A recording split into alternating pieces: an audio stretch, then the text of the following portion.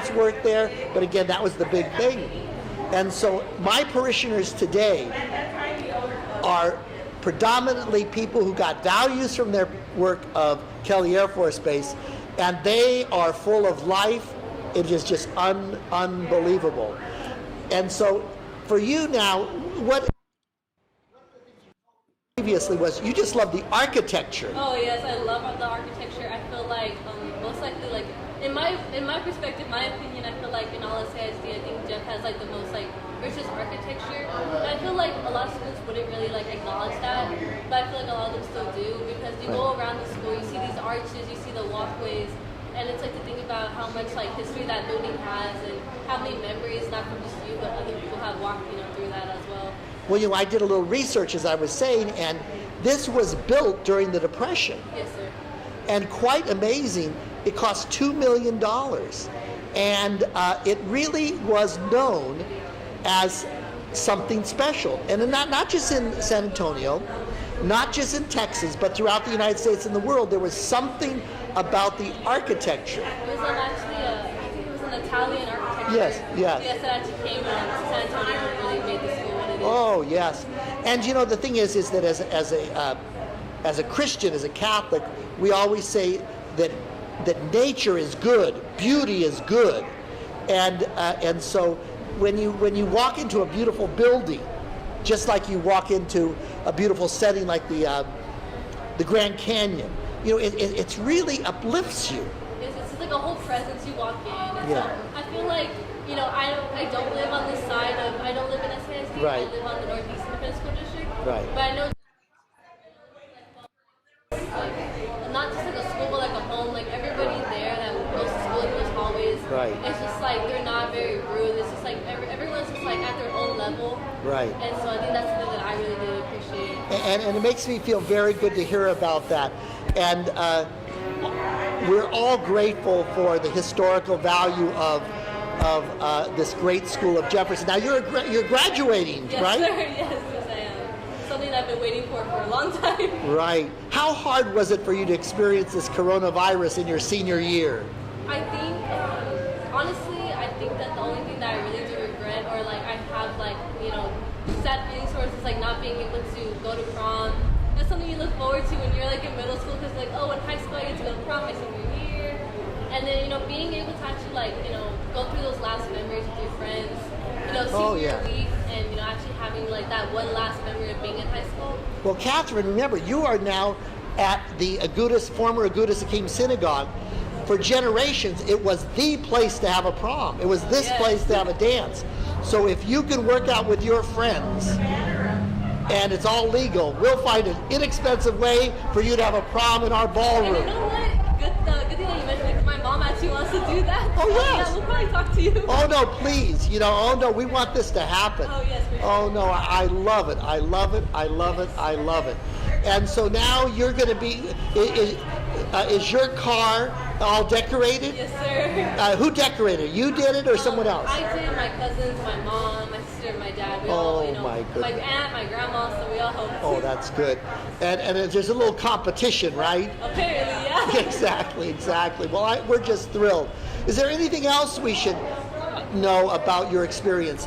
I'm going to just say one thing and see if it's your experience. We talked to some of our 8th grade girls at St. Paul's, and before the break, before the coronavirus, they were not really feeling that appreciative of their grammar school experience.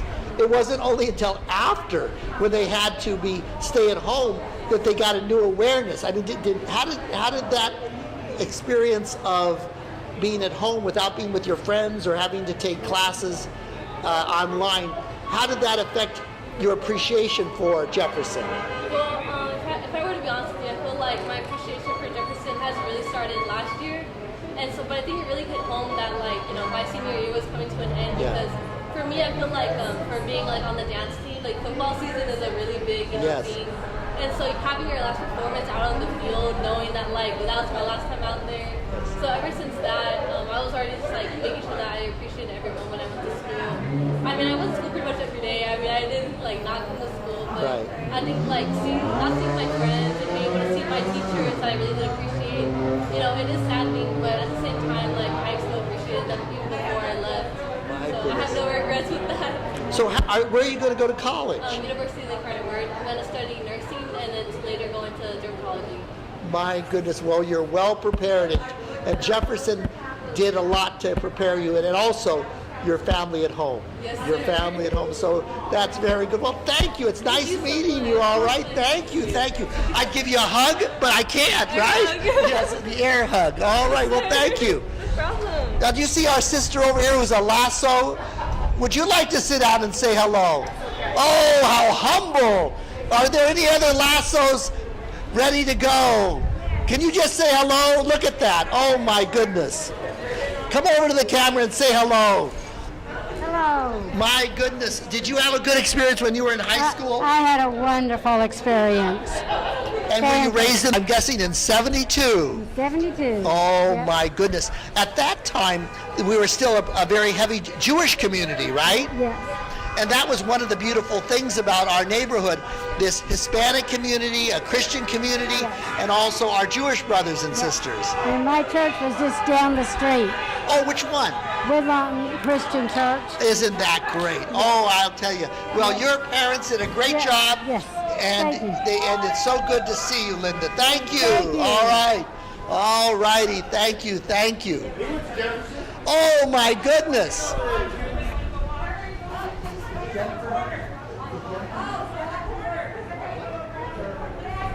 Okay. All right. Well, look at the camera, my friend. All right. So, what year did you graduate? In the shade. In the shade. Okay. So, what year? Stephen, who are you? Give us your name. I'm Stephen Roger Ovalle. Okay, Stephen. And what year did you graduate? 19 class of 1985. 1985. I was already ordained a priest 1 year. Wow. And did you have a good experience at Jefferson? Yes, I did. Yes, I did. Good, good. Wonderful experience. Yes. Well, do you know who the most famous alum of Jefferson High School is? You're right, Jennifer Smurl! Come on over, Jennifer Smurl, the most famous alum. Why don't you sit down here with us, and then we'll have. Oh yeah. Jennifer, my goodness, how are you? Fine. God love you. Isn't this a great event today? I can't believe it. It's unbelievable. It's beautiful. Jennifer, what was your experience of going to Jefferson? Oh, it was a wonderful experience. Absolutely wonderful. I developed a wonderful set of friends in the choir because I was in the choir Right. the 4 years that I was there. So we built really strong friendships. We did a lot of concerts, and of course I went to school with a lot of famous Jefferson graduates. Oh, now who are they? First of all, you're the most famous. No, I was nobody. I was nobody. Just a happy kid there. All righty. So tell us, who are the famous people? Oh, Tommy Novus. And who is he? Tommy Novus was a football star I think he graduated the year before I did, but, he went in to play national football. Professional Yeah, football. professional football, yeah. Who else do you remember? He had a brother, Joe Novus. I don't think he ended up playing professional ball, but he was very successful at Jefferson. We've had attorneys, Ed Garza. Ed Garza. Former Mayor Ed Garza was there. And So let's ask this question now. So the first thing you did is you walked into Jefferson High School. Were you impressed with the architecture? it's still breathtaking. I Yeah. can't get over it every time I go. And of course, it was overwhelming coming from a small Catholic school. Right. It was very overwhelming, but it was beautiful. I had wonderful teachers, great kids went there, a lot of programs that were available for Right. students. It was great. Now at that time, did we still have a lot of Jewish people? So tell us about the experience of the Jewish community at the time. Well, because I grew up in this neighborhood, a lot of the kids all lived here. Right. And so their parents were, shop owners and business people, but wonderful. We had any of the clubs or groups that I belonged to, they were always. Right, right. And of course, they lived in the neighborhood. They came here to Buddhist. This was their temple. Right. Oh no, it's quite a history. So, for you as a Hispanic, right? There was a time where there weren't many Hispanics at Jefferson, right?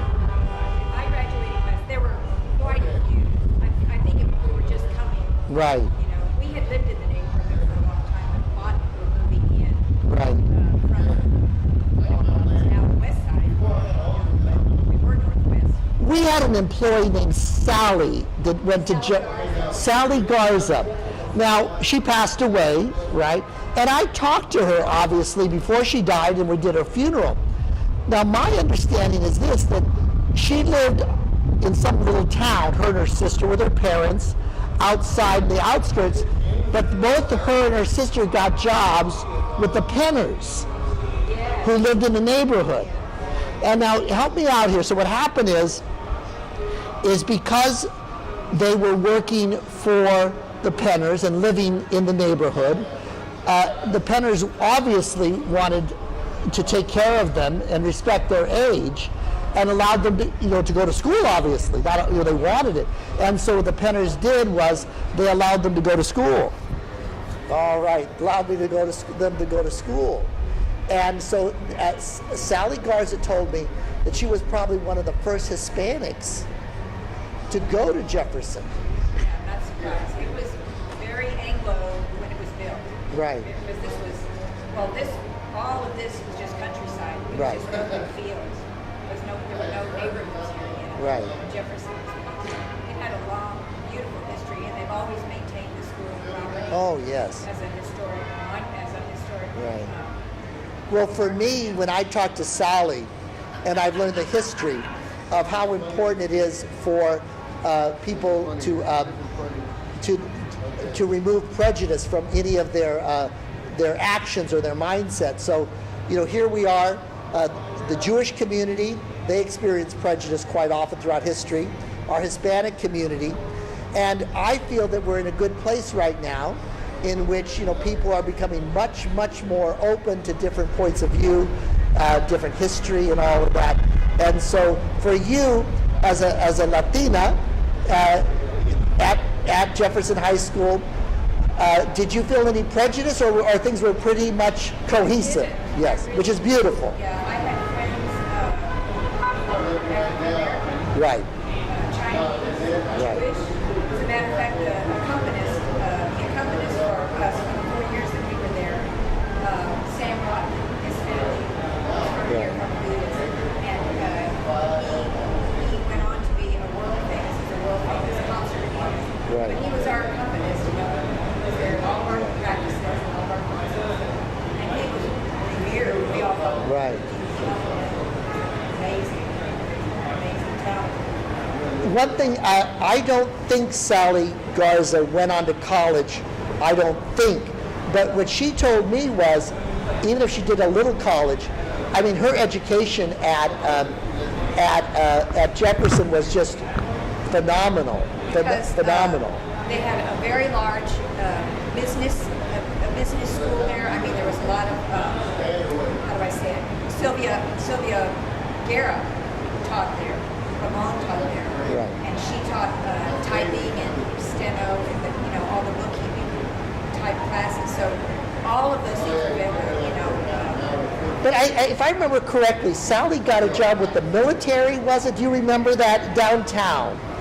All I know is she was a mover and shaker, and she gained a lot of confidence and a lot of academic she had an ability. amazing personality. Right. She was very people-oriented, and she learned about the places she was in. She made herself comfortable by learning the history of where she was. Right. She was a quick learner. Right. And very, very adept, in what she did. She had wonderful skills. I mean, Right. she And really wrote her again, own ticket. for me, I feel like we've reaped the benefits of so many West Side families, so many people that had West Side experiences good in church, in their different churches, and then some of them went into the military, and then some went to Kelly Air Force Base. Now, your dad was obviously, your roots are from Monterey, right? Yes. Your roots, On my dad's side. on your dad's side. And he got into academics, didn't he? Oh yeah, right away. He graduated from Trinity Right. when Trinity was right over here. Trinity Right. was in the original Trinity. Was Right. over here. And then he went on to get his master's, and he was a dissertation away from his doctorate. When Yes. He just had to stop San Marcos every week. Right. So it was hard. But no, he didn't. As a matter of fact, our principal at the time at Jefferson was a good friend, Bob Chambers, awesome individual. He was Right. a good friend of my dad's. So even in that educational community, paths crossed. You Right. know, my dad was one of the few Mexican American principals and vice principals. So, but he had wonderful friends, and everybody was. Well, you're here at St. Paul's. You know, we're Catholic who have the privilege of the Jewish synagogue as our patrimony. We have wonderful experience with our Muslim brothers and sisters. We have the Congolese here. All From under the Africa. same roof, which is amazing. Oh, it's just great. And so again, we have a great neighborhood. Oh, and they're leaving now. Jennifer, we should wave. Go Mustangs! Yay! Yay! Yay! Yay! All righty. Goodbye. Let's see. Historic moment for these Yes. Do you remember your kids. I graduation? do. God love you. Hemisphere Arena. God love you. Felicidades. Oh my goodness. This is really their moment, right? And I'm sure all of our Christians are enjoying watching them come by the great parade. Mustangs.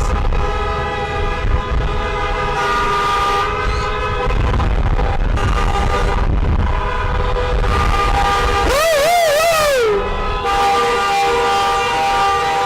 Let's go a little closer, maybe. All right.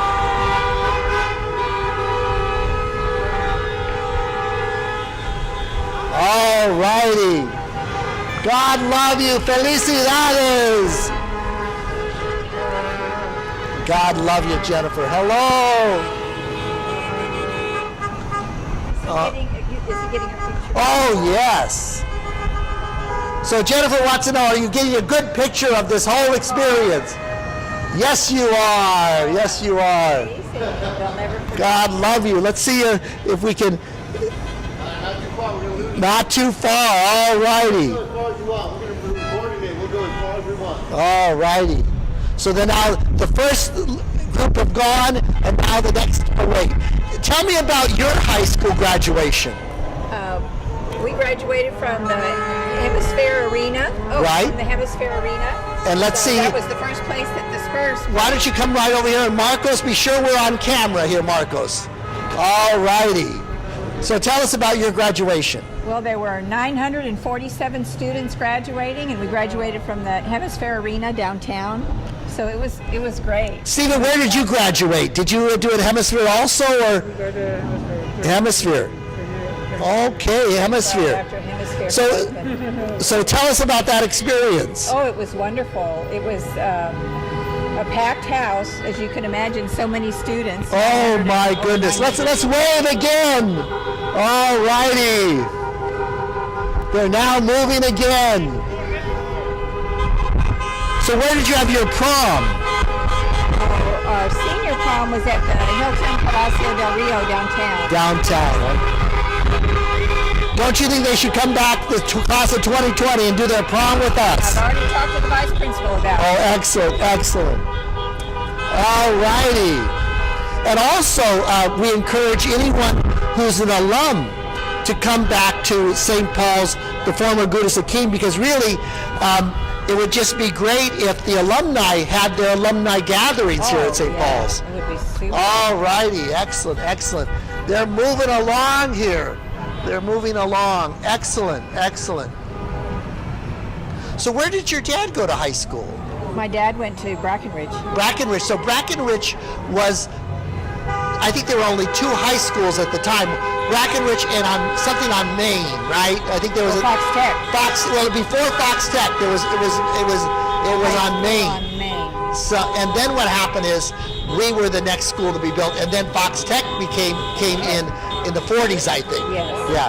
So your dad went to school where? Brackenridge. Brackenridge. Oh, and that's in the King William. Well, yes, it actually is. But at the time, now talk about prejudice, and maybe we shouldn't talk. Oh, we should, yes. When my dad was a student at Brackenridge High School, he was one of the ones who had to eat out in the backyard. They weren't allowed, Hispanics weren't allowed to eat in the cafeteria. Oh my. They had to take their lunch out in the back. And by the time he graduated, he was captain of the football team and president of the senior class. Right. So things happened, it wasn't easy. Oh no. Oh yeah. And again, to Hispanic, oh, they're moving again. All righty. All righty.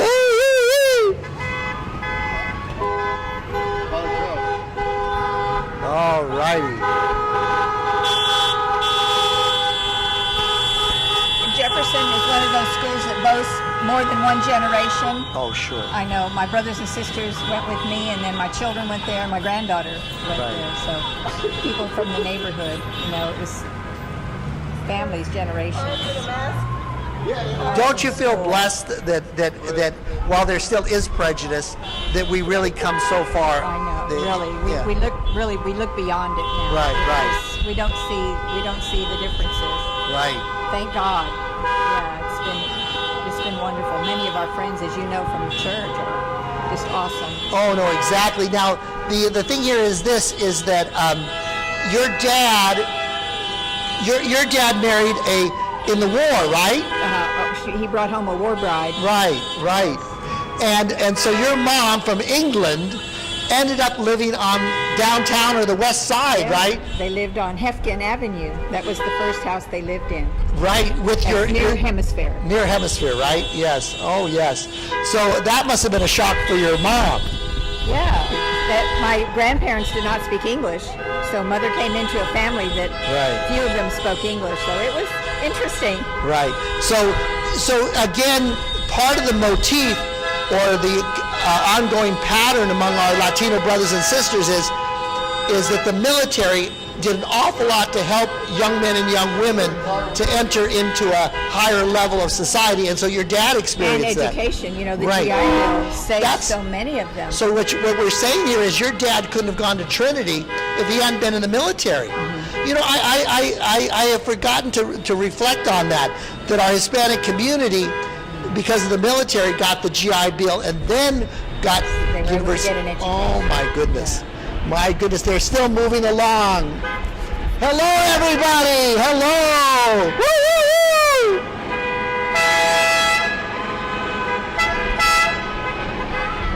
And my dad, being a Hispanic, was an advocate for the young Hispanics coming up who were still suffering from, when Dad was the vice principal, they punished students who spoke Spanish in the classroom. At that time? Yeah, they were suspended from school. And here he was, he'd been in the same position.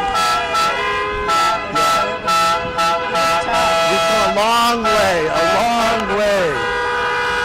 love it. Yay! Look at the helicopters, too. News? I love it. Felicidades!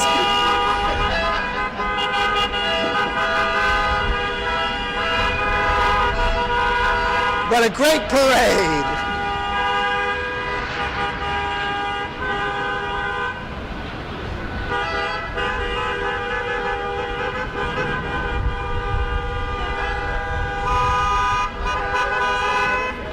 So this whole area was the ranch. What was the name of the ranch again? Well, Maverick Ranch. And what's interesting is Mayor Maverick was the mayor that gave up a lot of political power because he helped Emma Tenayuca. It's quite an interesting story, in the, I think 30s, right? When the pecan strike went on, the mayor, his name again? Maverick. Mayor Maverick was told, if you support these people, you're not going to become governor. Because I guess he was in line for governor. So Mayor Maverick was really kind of very impressive in his social justice. There we are. He chose the better part. Yes, exactly.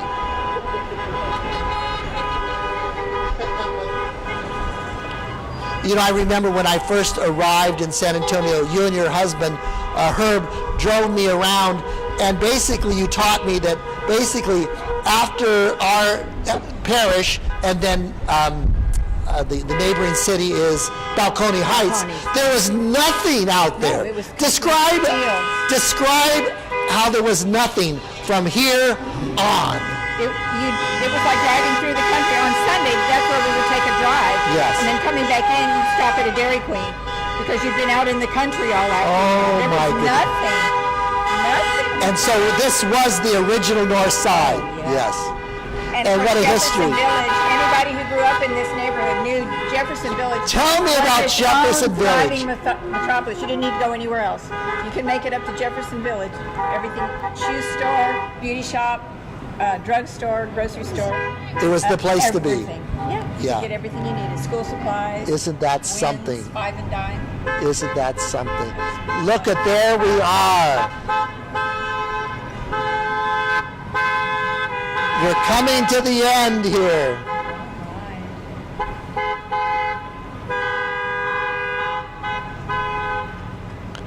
What a great, there we are. Oh, look at her.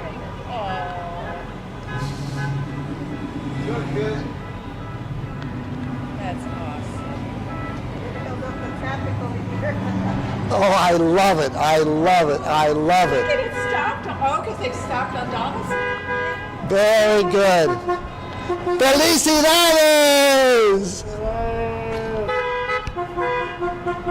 All right. Well, good. Why don't we now invite our cameraman, Marco Sodano, to, we'll hold on to our microphones, but he's going to move and we'll sit down and say goodbye or do our little conclusions.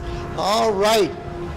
Remember, everyone, this is all done on a food cart that we have a camera mounted on, and Marcos is doing a great job. I'll see. All righty. Take a seat, Steve. Take a seat, Steve. That's great. All righty.